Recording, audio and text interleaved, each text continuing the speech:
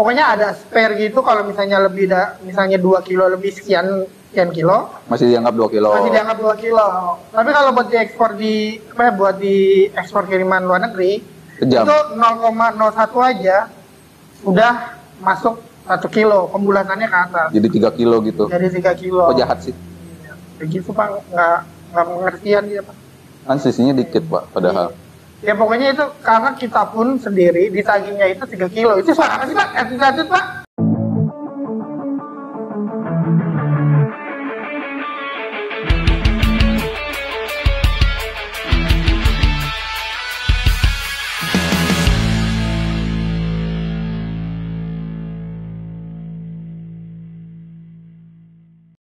Perjalanan jalan ya, balik lagi sama gue sendiri sekarang.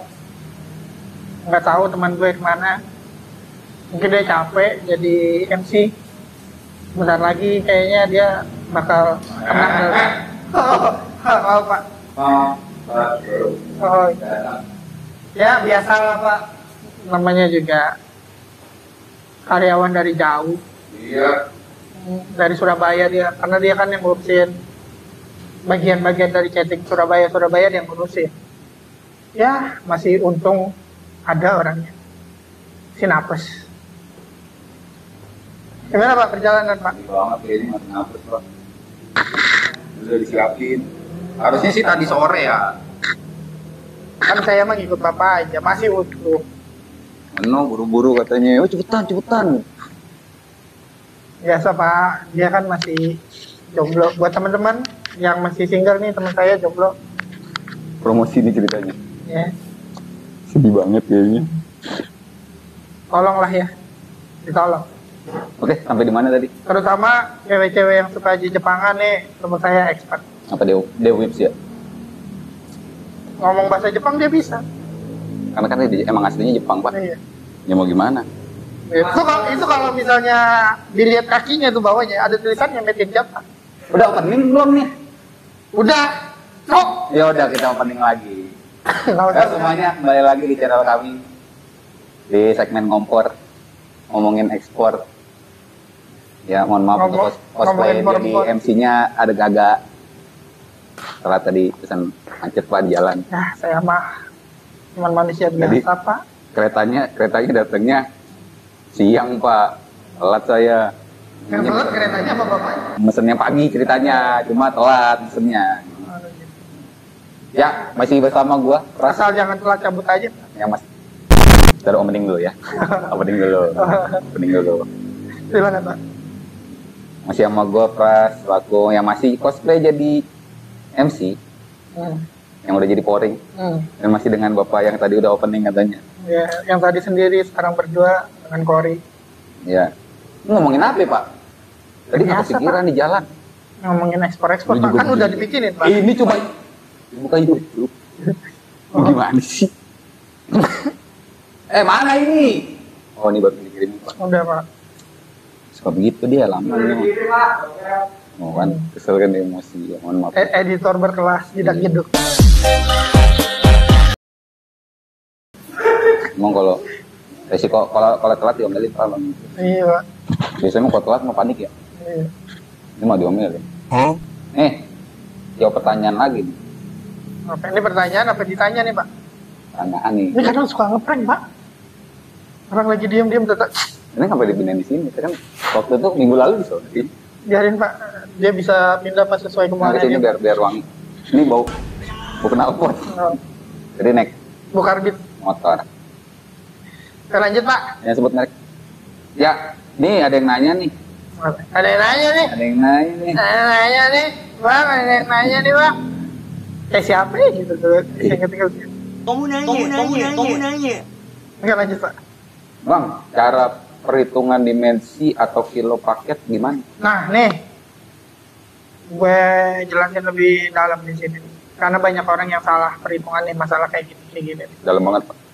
Dalam lah, ini Pak. Oh iya, aduh. Gestur. Jadi gini, buat perhitungan dimensi antara apa Pak? Perjalanan jauh. Jalan. Dimensi antara pengiriman lokal sama pengiriman luar negeri itu berbeda. Bedanya di mana? Kalau misalnya di luar negeri itu, ekspor itu, buat dimensi itu dibaginya panjang kali lebar kali tinggi, dibagi 5.000. Emang kalau di lokal? Sedangkan buat di lokal, panjang kali lebar kali tinggi dibagi 6.000. Kenapa 5.000 sama 6.000? Lah karena itu ketentuan buat lokal itu dibagi 6.000 karena space buat di lokalnya itu handling freight di lokal itu lebih murah ketimbang di ekspor, karena kan ekspor harus lewat pesawat. Garasinya maksudnya ya? Iya. Bagasi, bukan garasi. Bagasinya yang bikin bedanya itu Garasi bagasinya. mah buat parkir mobil. Ente mau ke ekspor manapun pasti dibaginya 5.000. Itu bukan dari ketentuannya kita. Emang ketentuan internasionalnya ketentuan begitu. dari internasional. Nah, jadi kalau misalnya Anda kirim paket pas dihitung sama kurir lokal kenanya 4 kilo, Minggu di sini kenanya 5 pasti kilo. di sini kenanya 5 kilo, itu salah hitungan, bukan salahnya kita. Tolong ya, dikoreksi lagi. Dan juga buat pembulatan ke atas ya. Misalnya paket Anda beratnya 2,1 kilo. 2,01 lah ya. 2,01 yang lebih mepet lagi. Iya. 2,01 kilo.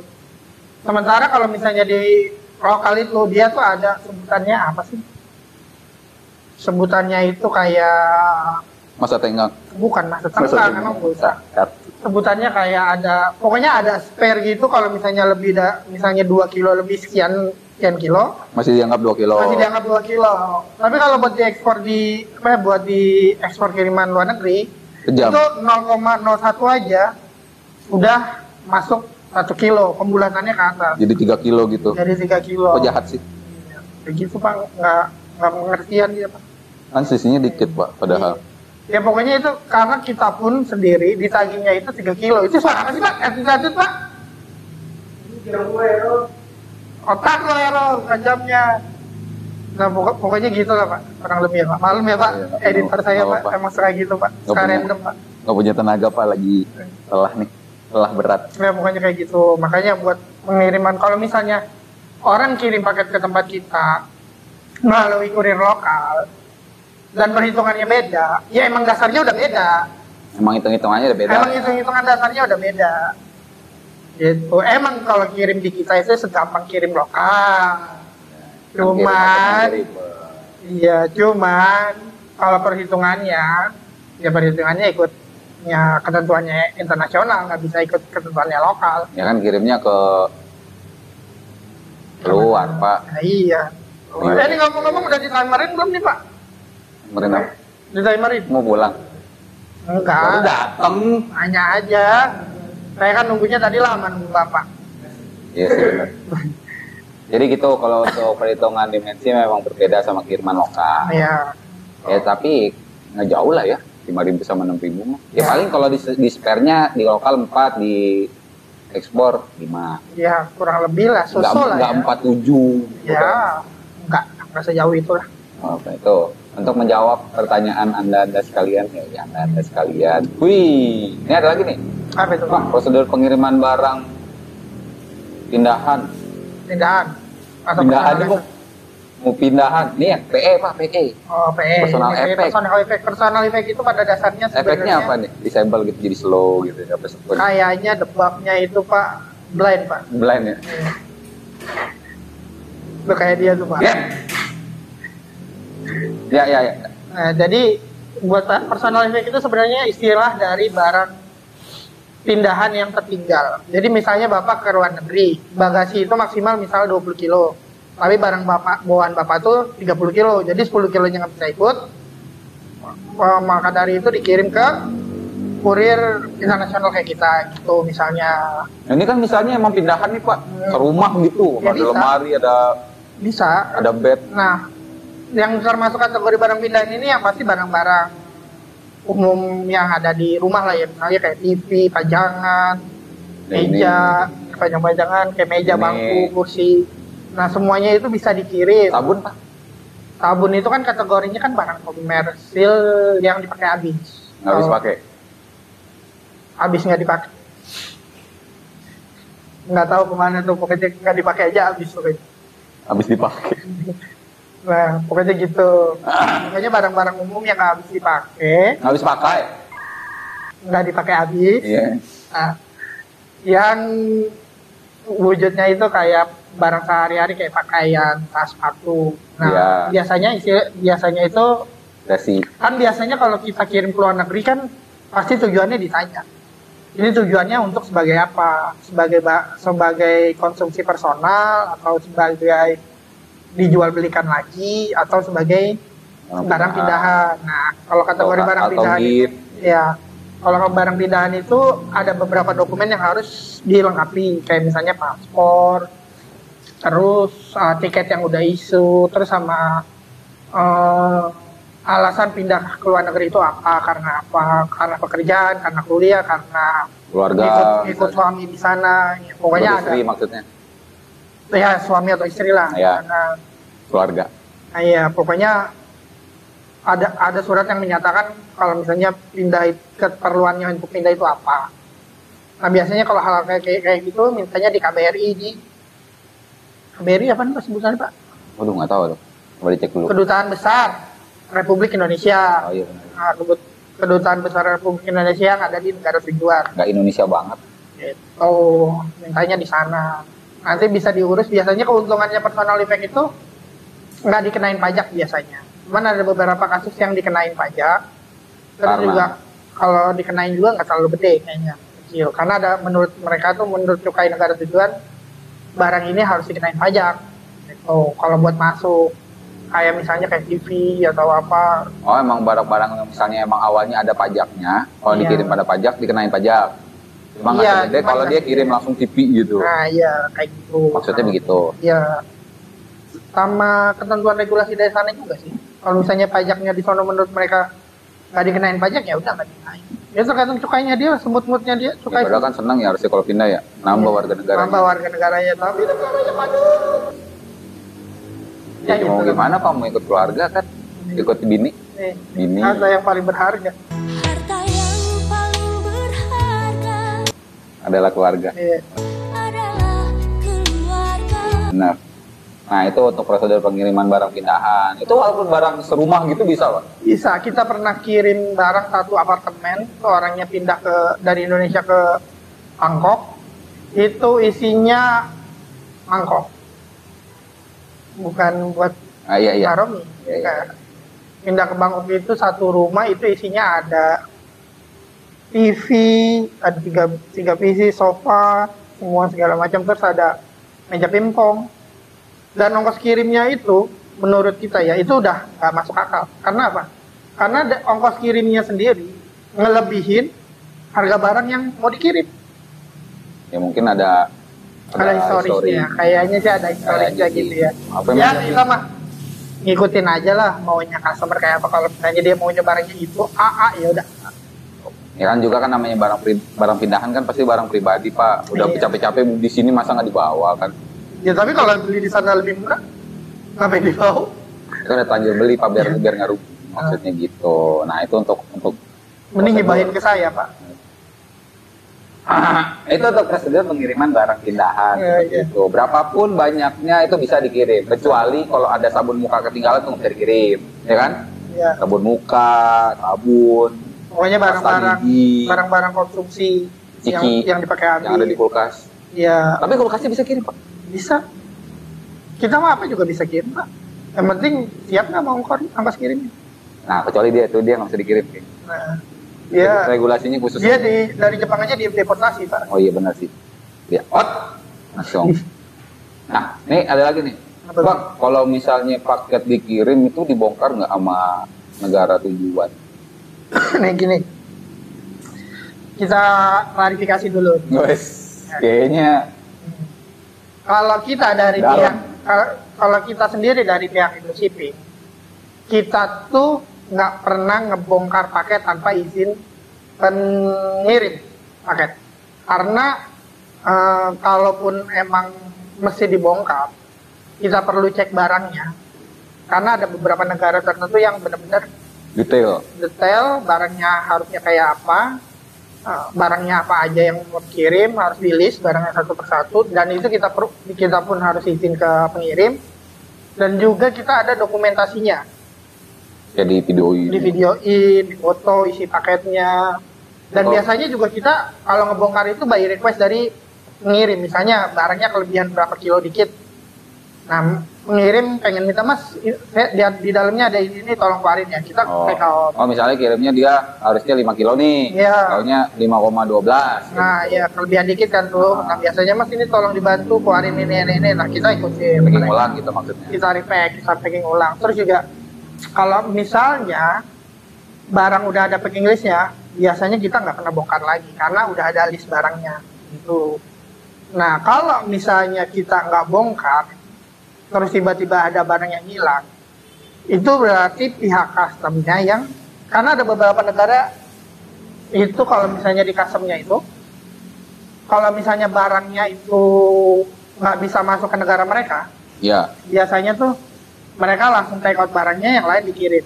Dan itu pun ada segelnya kalau misalnya dicek sama pihak bea cukai. Oh, ada lakbannya lah Ada ya. lakbannya. Jadi nggak semena-mena ngebuka, terus tiba-tiba ditutup lagi tanpa ada label-label khusus tuh nggak pernah. Nah, dan juga kalau misalnya udah ada label bukanya, terus misalnya barangnya ada yang ada yang berkurang, itu udah pasti pihak cukai yang ambil. Karena emang barangnya nggak boleh dikirim. Karena barangnya nggak boleh dikirim. Berapa sih Pak?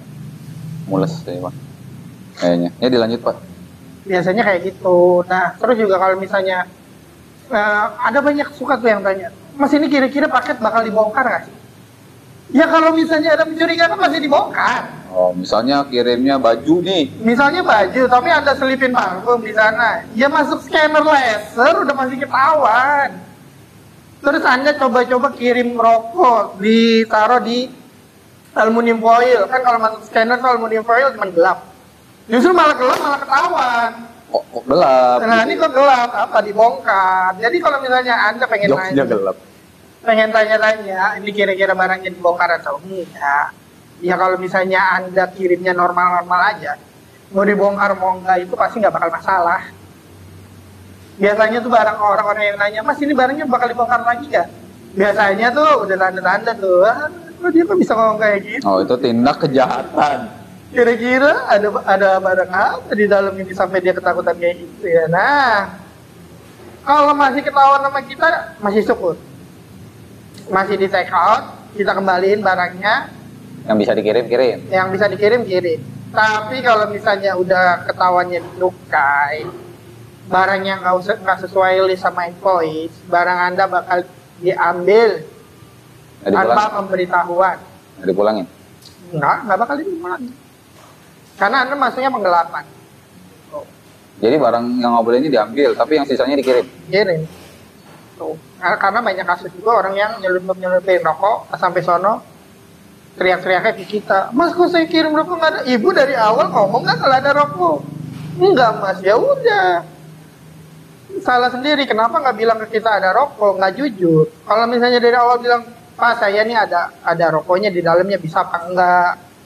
Nggak bisa bu, ada rokok nggak bisa dikirim. Oh ya udah, berarti nggak usah kirim. Ini udah nyelundupin. Orang dicubit mungkin Pak. Rokoknya hilang, nggak kasih tahu kita. Tiba-tiba nyalainnya kita. Aduh, salah sendiri bu.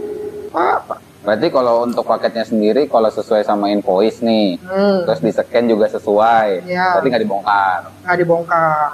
Kalau ada selisih, misalnya kirim baju nih, atau ada cikinya, Nah, biasanya kalau misalnya ada beberapa barang yang nggak ada di invoice, ya, misalnya ada kirim mau ciki. sebut merek, snack. Iya, ada snack lah, ada snack.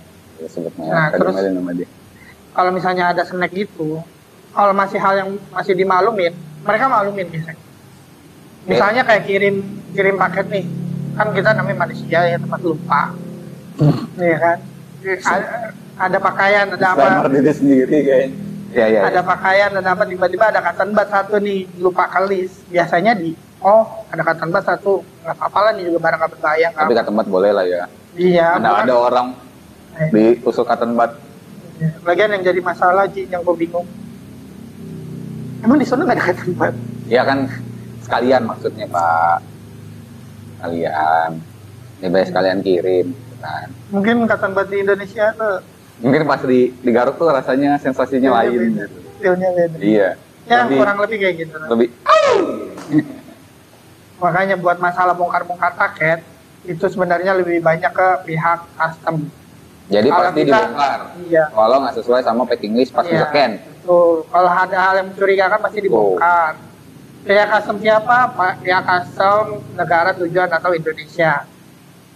Kalau baliknya kalau misalnya diceknya di Indonesia, barangnya terus ada bermasalah, itu masih bisa dikembaliin.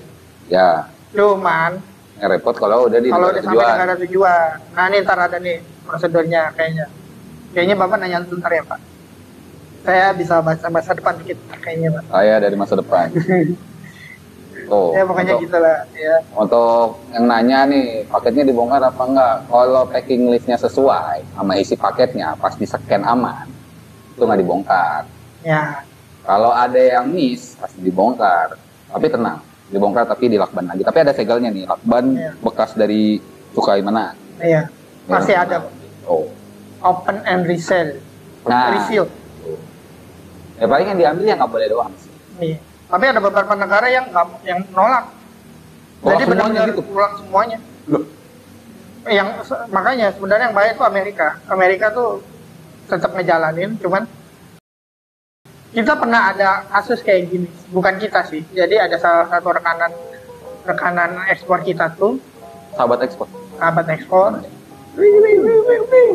Ya. Dia tuh kirim waktu itu zamannya lagi ekspor sebelum pandemi kan gila banget kirimannya Siapa yang gila, Pak? orang lah.